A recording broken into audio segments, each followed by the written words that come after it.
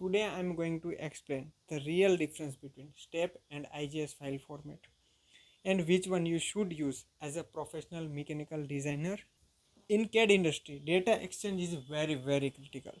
Two of the most common neutral file format are the STEP and IGS, but they are not the same, and choosing the wrong one can cost your time, quality and product accuracy.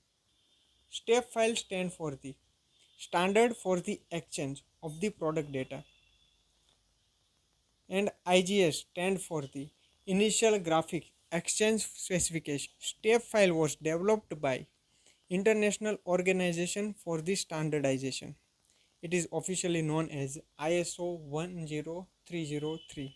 IGS file format was developed in 1980s by the US Air Force and industrial partner to the standardized CAD data file extension for the STEP file .step or .stp.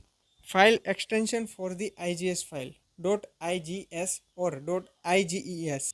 Key features for the STEP file: support solid models, maintain geometry and topology, supports assembly, preserve product structure.